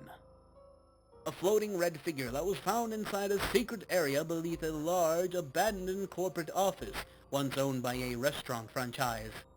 The specimen is extremely violent, and also seems to leave the house at will despite various containment methods. Victims vanish on contact with specimen, but sometimes remains of the victims have been found inside of the testing chamber days later. Proved not effective, as victims' souls do not remain after contact. Just as we thought, Specimen 11 is one and the same with the thing we hear about in the employees' notes. In fact, they were still contained beneath the now abandoned corporate building by the time GL Lab found it. GL Lab seems unable to contain it in the way this corporate group could, so that raises the question of if there are even more advanced monster researchers out there. You never know. But unlike every specimen, it can leave the manor at will. And the specimen's file even confirms a theory one of the survivors had. It confirmed that GL Labs has some sort of interest in the human soul, but what they mean to do with the soul once they have it, we're unsure of. Though we still have something to gather from its death screen. Being struck down once again causes two sets of text to appear, one regular and one binary code. With every bite with bone and skin, the temple groaned and shook again. His dwelling place did I neglect, to the end with bad effect. And the Morse code. Believe in God, but question the teachings of men. The meaning of this one isn't particularly hard to grasp.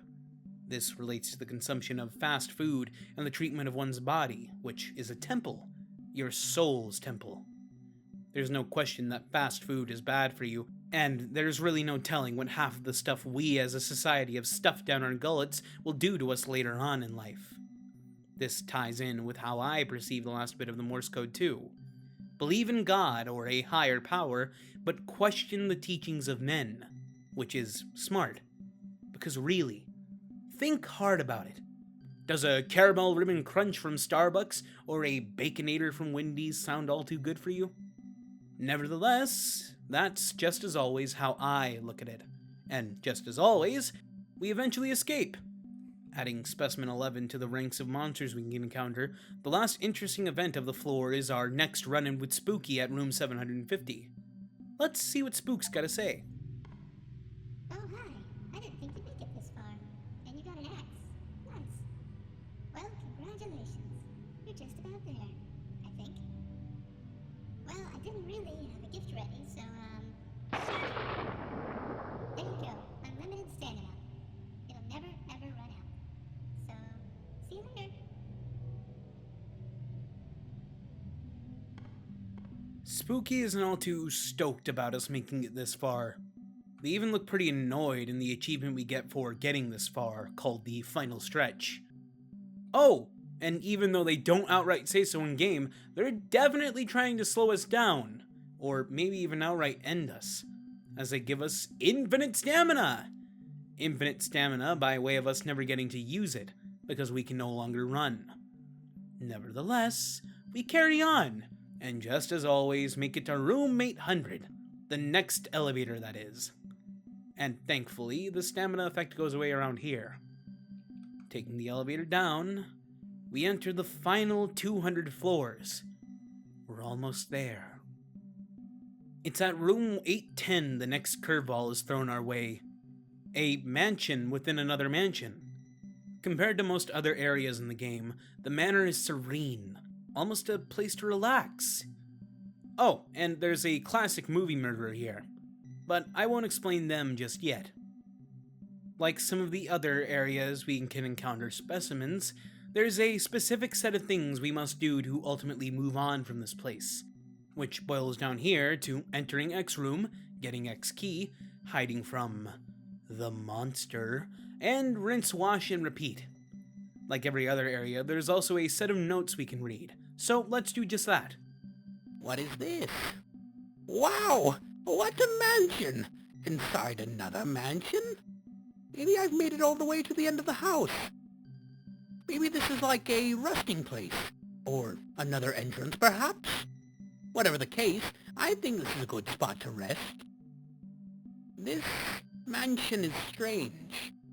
I think the bricks and wood are actually just painted on. Everything still feels kind of fake. And I also keep hearing movement and voices below me. Maybe other survivors are hiding down there. I can hear him coming down the hallway. I need to hide, but I don't know where. I now know this is not an exit or a resting place. It is just another specimen room. I think he's outside of the door now. I somehow managed to get away, but I don't know for how long. I hear him, even when I know he's not there. It's like he isn't even real, but instead my own fears manifesting themselves and stalking me. I have a theory. I think it's this pseudo-mansion. I think it's playing with my head. I still hear him. I must find that man and kill him with the sickle I found in the forest. It's worth noting that each of these notes are actually found in different places around the mansion, and that by the end of this person's stay, they've both cracked its code and also become a victim at the same time. This manor is an illusion.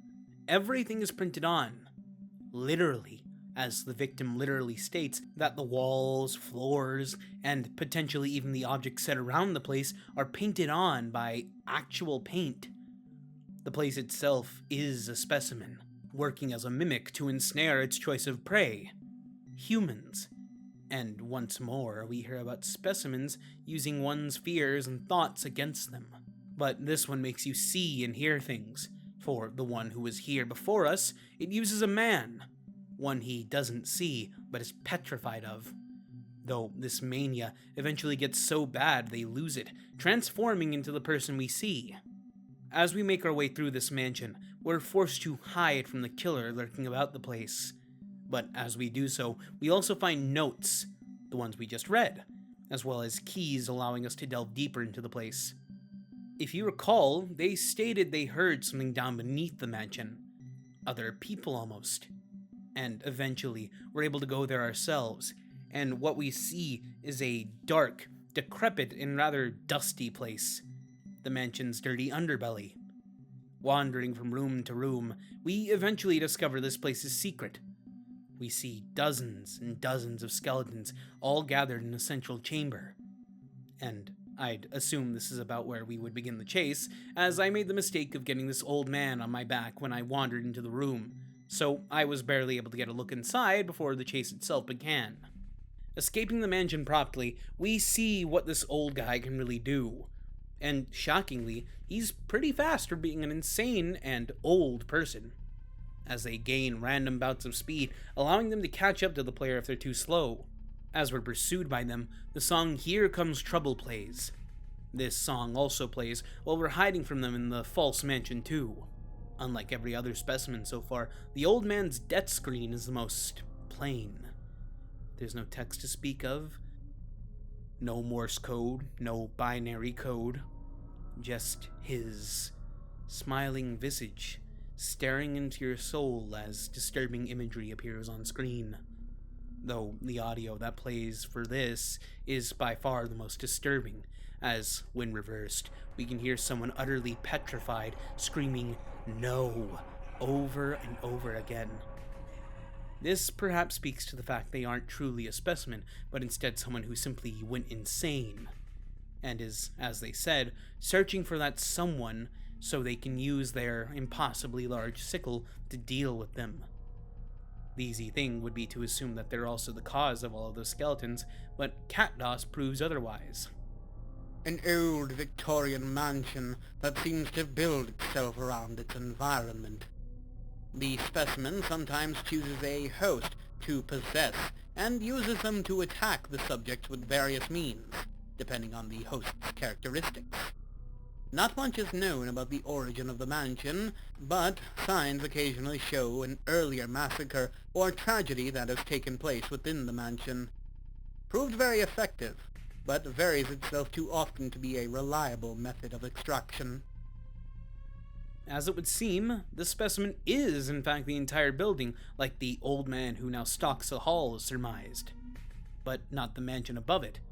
The basement below is seemingly its true body, and everything above is a sort of growth that it built to seemingly entrap people, who, from their own perspective, would see it as more of a haunted mansion on the hill. If GL Labs hadn't relocated the entire thing over here, that is. But this implies that its existence in this form is due to the dead within the main chamber of the basement, which is disturbing. Though not all too much when compared to what we've seen thus far. Despite the specimen's large size too, it's only got 57 fatalities. What's more, GL Labs themselves don't see it as a very good soul collector due to its varied methods of gaining them. It seems we ourselves are just seeing the byproduct of its latest victim. And, surprisingly, upon escaping the old man, he joins the legion of monsters we can encounter. I was pretty surprised at that. Returning to the usual grind of regular rooms, we eventually make it to room 900, one of the last elevators we'll ever see. Taking it down and continuing the trend of new threats being introduced at the 10th floor of each basement, we enter a fresh new hell. A dark and dank one at that, as everything from the walls to the floor tiles looks wet. And as we discover in the paper we find in the middle of the floor here, for good reason. Research Report 1. More whales are being shipped to the facility tomorrow. 1 for a health inspection, and 2 that are already dead for autopsies. More and more beached whales keep appearing around those islands, and I still can't find what's causing it. Apparently, this area is dedicated to the research of whales, all because a strange number of beached whales keep appearing around a set of islands. You don't know how large these whales are, but they're whales, so they have to be at the very least a little big.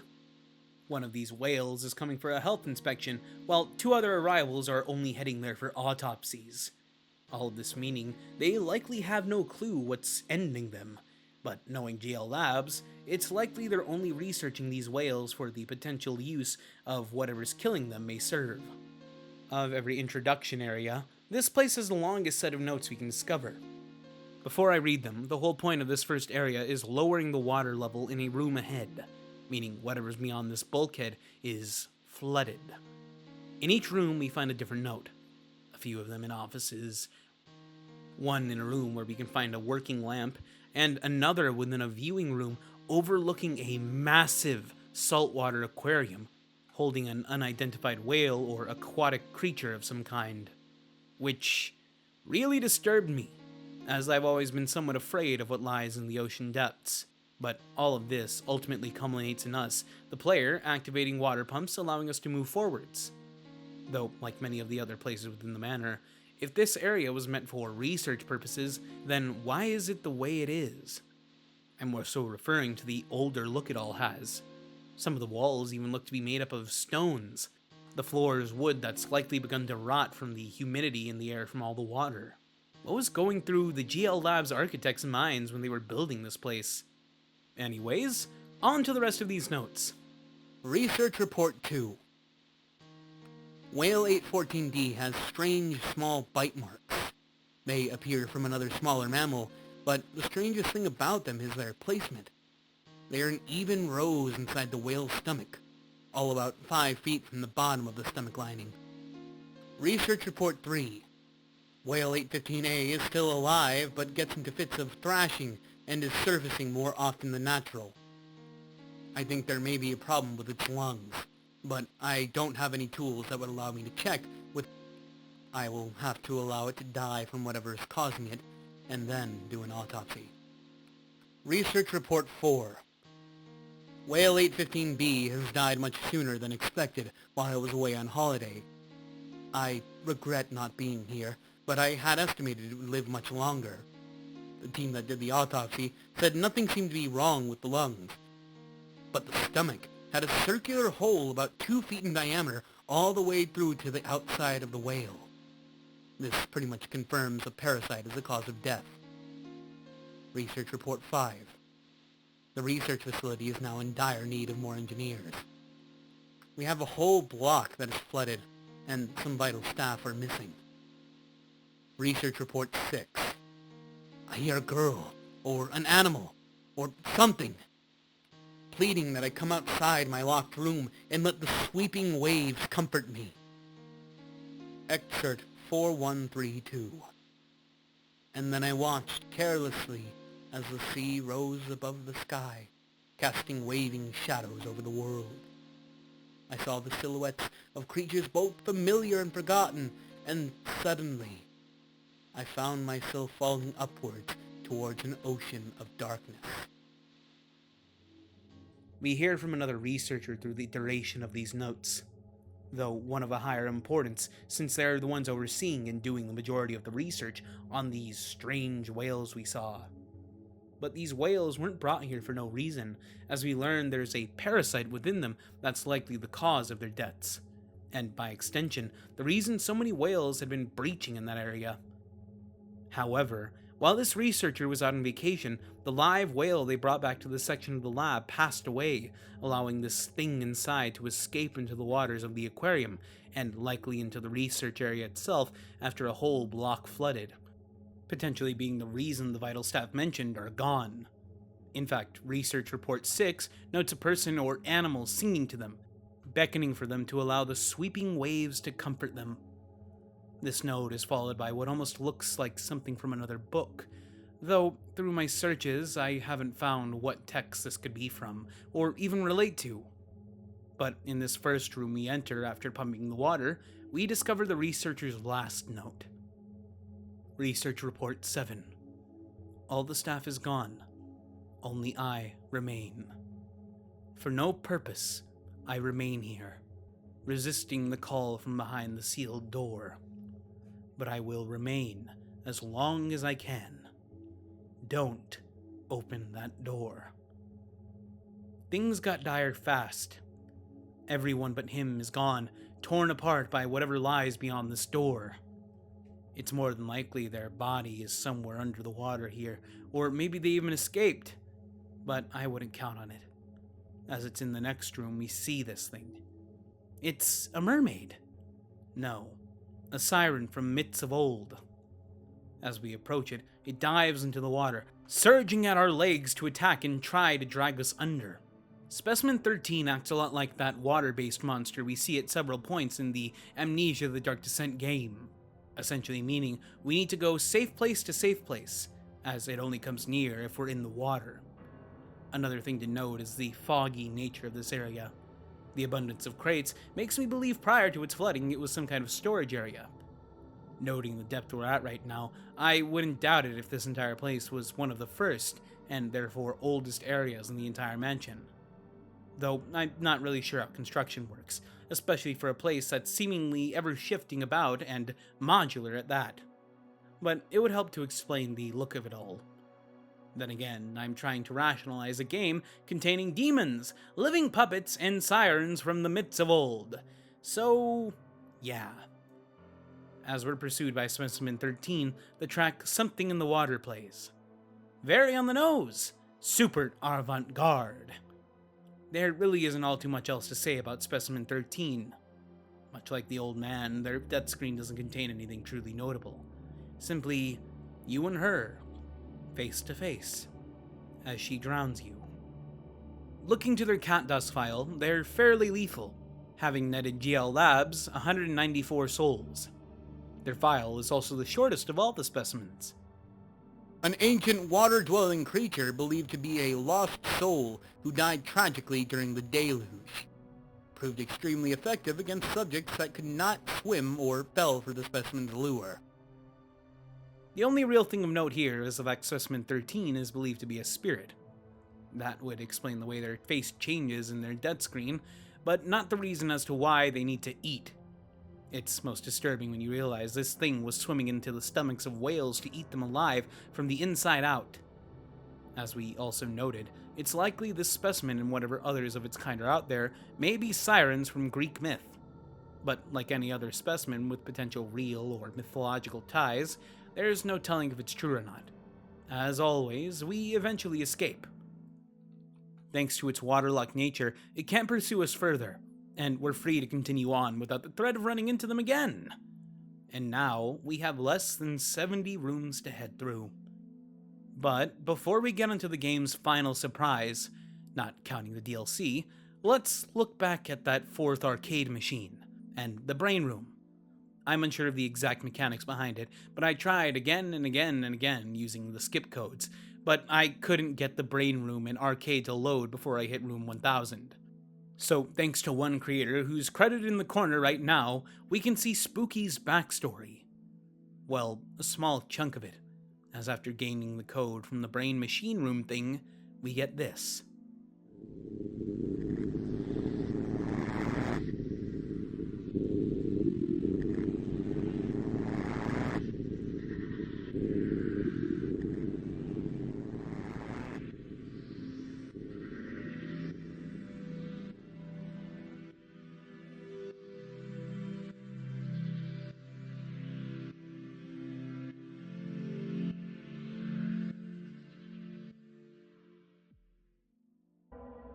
It's tragic. We see Spooky while they were alive, on Halloween. Though the images are quite vague, it isn't hard to guess what happened to Spooky, especially with the message we see at the end. As it would seem, Spooky tried to scare someone using firecrackers and fake blood, and it worked a bit too well, as Spooky is shot and passes away from the injury. I just wanted to be taken seriously. I just wanted to scare people. They overreacted, but I don't blame them. At least I finally scared someone. Spooky just wanted to be scary. To scare people and have fun like a kid would. And should. But when they finally succeeded in that, it cost them their life. Though this motivation goes even further. As we know, Spooky is down here running things, commanding the other specimens to an extent too. And it even seems at most turns, especially now, they're trying their damnedest to stop us in our tracks, likely to take us out altogether too. But it doesn't matter. We won! We've made it! Room 1000. We can finally escape and be done with Spooky's little game. And as we enter the 1000th room, we get the achievement. You did it! And Spooky seems less than pleased. But who cares? The exit is right there. Using our axe to bust open the door, we're free. We can feel the warmth of the TV screen surrounding us. And wait, this isn't right.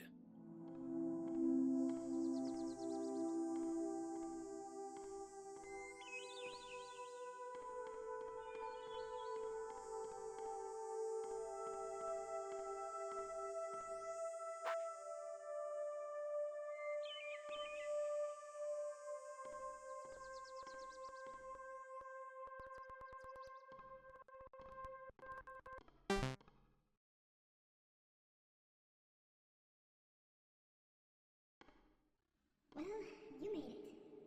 Congratulations, I guess. Well... Oh! So now you must pass one final test to prove your fortitude or dedication or something.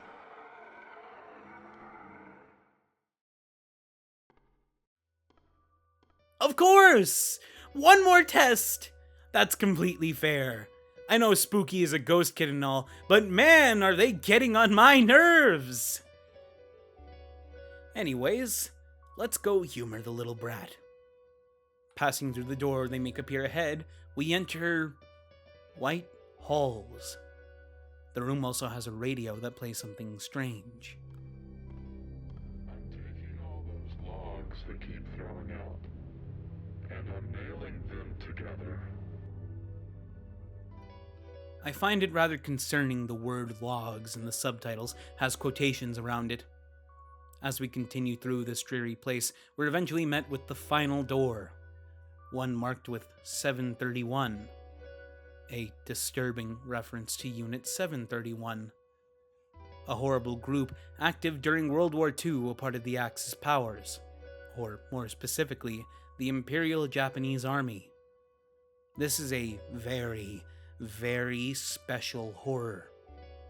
The monsters a part of this project conducted human experiments that were most often lethal, ranging from vivisection to forced infection with diseases, all to see what effects it had on the human body at the cost of innocent lives. I won't go in further detail, because on one hand, speaking of this any further threatens this video's ultimate reach, but also because I'd like to try talking about Unit 731 and other real-world horrors at some point. For the sake of this particular place, however, I'll explain a few more things. The logs that voice refers to are not logs, but instead bodies. The bodies of those that were experimented on. The test subjects were called logs to help staff distance themselves further from the atrocities committed by themselves. And on top of this particular place, the Ping Fang facility the game is referencing was disguised as a lumberyard, making everything I just told you doubly disturbing. Turning our attention back to the game, as we step through this marked door, everything fades to white, and the fight of our life begins.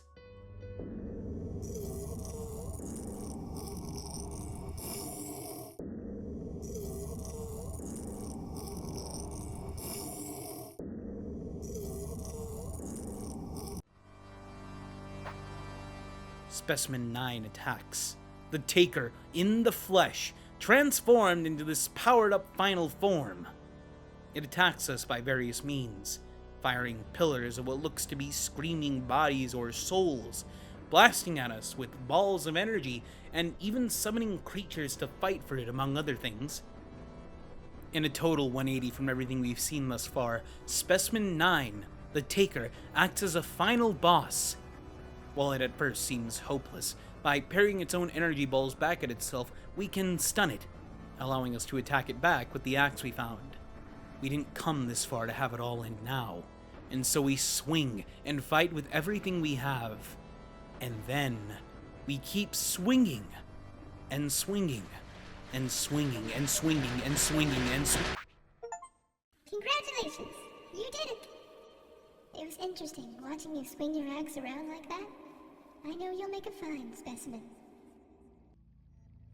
We get the bad ending. Recall the axe.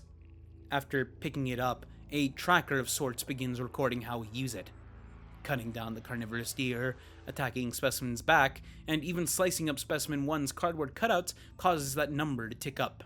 And if it's too high, when we finally finish Specimen 9 off, we do what we just did, marking our character's descent into madness, transforming us into Spooky's latest specimen, a busy bee working hard to collect those precious, precious souls.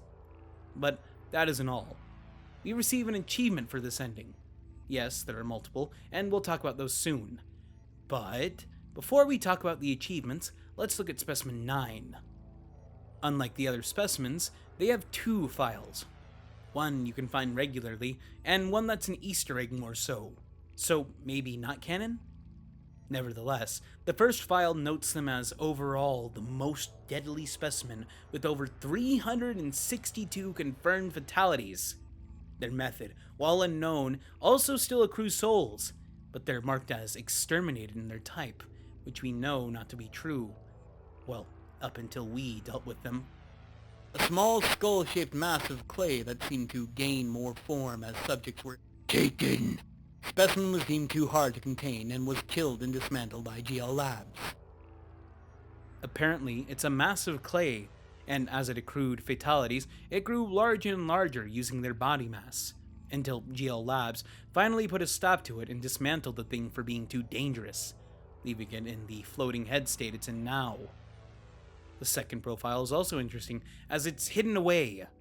Because of this, it's likely not canon. Nevertheless, I'll read it. A survivor from the experiments conducted at Unit 731. Specimen 9 was found hiding in a condemned farmhouse in Russia. Specimen 9 appears to be drawn to the dead, or dead bodies, and seems to be made up of a clay-like substance that changes density.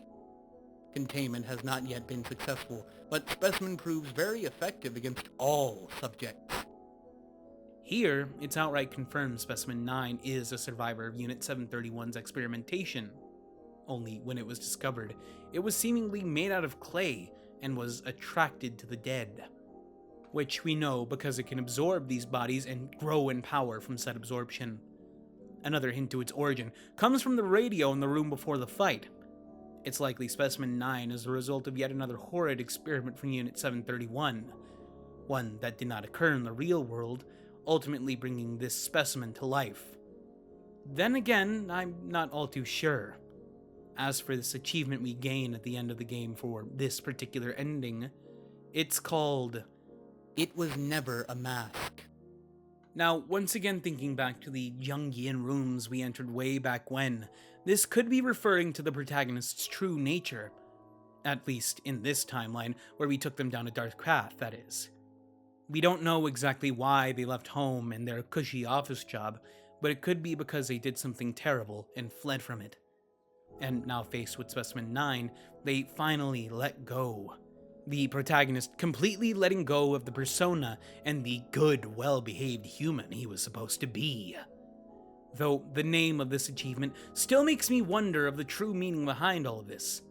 On one hand, I could be right about them having done something terrible before coming or fleeing to the mansion, or I could be completely wrong. As we know from the Jungian cat, that may or may not be our anima, the mask is the part of ourselves we form and show to others. I'm not sure how long it takes to form a new mask, though this combative, survival-driven self more akin to our savage ancestors could be their mask, or, as it's stated in the achievement text, their true self let loose. But, of course, I could always be completely wrong. I mean, it's not like this decade-plus-old game is going to get any major lore drops after the major DLCs are released, so we may never know the truth. And my potentially flawed ideas about what's going on in this game could be wrong. Or not. As for the other two endings, there's one that occurs if you make it all the way to room 1000 without the specimens enabled. With Spooky looking rather disappointed about the lack of anything interesting. Whereafter, they simply let us go. But the final and likely true ending is much more interesting. Here, I'll let Spooky do the talking here. Well, you died. In a pretty tragic way, too. Just tragic enough for you to become a ghost. Good job, by the way, making it this far. So buckle up, soldier, because now I finally think we have enough troops to invade.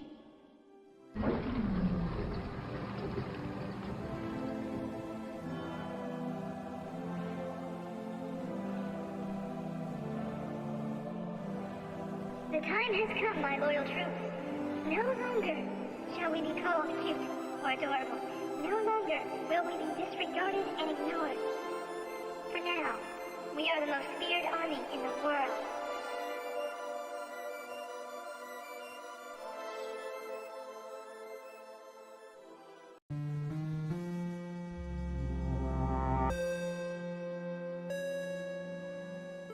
It's not a very serious ending, but it still ties back into what we saw before in Spooky's backstory Easter egg. Her desire to be taken seriously has carried over to the afterlife, and now, as a ghost, she commands an army of the dead. Literally. As all of the ghosts within this one massive chamber we see is likely courtesy of the various monsters we encountered in-game. It's also likely some of these lost souls down below are those of the people whose notes we read as we ventured through the place, as well as all of the people who worked for GL Labs, along with us now. The latest and final recruit to Spooky's Army of the Dead. And now with her army of the paranormal, demonic, and monster-filled variety, the whole world will have no choice but to be scared and take Spooky seriously. Just like they always wanted. Though, that's the end. For now, at least. I still have a video on the DLC to make, not to mention a complete and total explanation of Spooky's story. Also, what's up with GL Labs? We know Spook took over, so what were they aiming to do originally? And why is Spooky so vengeful and outright evil? We see it time and time again in game, but Spooky almost seems to go out of her way to torment and sabotage the lab's employees. And don't even get me started on endless mode. There's at the very least 5 other specimens exclusive to that game mode, as well as a whole deluge of extra survivor notes we can read. I'd also like to apologize for this video's release. I aimed for this video to come out at the very least a month ago, but between the passing of a loved one and other things, it's been hard to write this script. But with the overwhelming support given to me by all of you, I really have no choice but to push on. I'd go into further explanation about GL Labs, Spooky, and Endless Mode here, but I can't because that all goes into Dollhouse and Karamari Hospital territory. And I'm also already almost at 2 hours in this script, so I'd rather limit the workload here. So, all of this comes in the next video. Overall, Spookies is a brilliant game. I absolutely adore it, and really, if you have $10 to spare, it's definitely a great purchase. In the comments, if you watch this far, reply with Spookbob. And also, don't hesitate to tell me if you caught anything that I didn't, or have theories of your own. On screen right now should be art from the brilliant folks in my Discord server, which hit 800 members recently. We also host the occasional art comp, game and watch nights, and as the server gets bigger and bigger, the creative presence within will most certainly grow. And we're already less than 3k away from 25k subs. I really can't believe we've come so far in such a short time, but I have another video to be scripting for at this point. I'm Dregobob, hoping you're having a wonderful day or night wherever you are. Bye bye! Oh my god, it's 2 hours long! I'm gonna vom, bro. I'm gonna vom.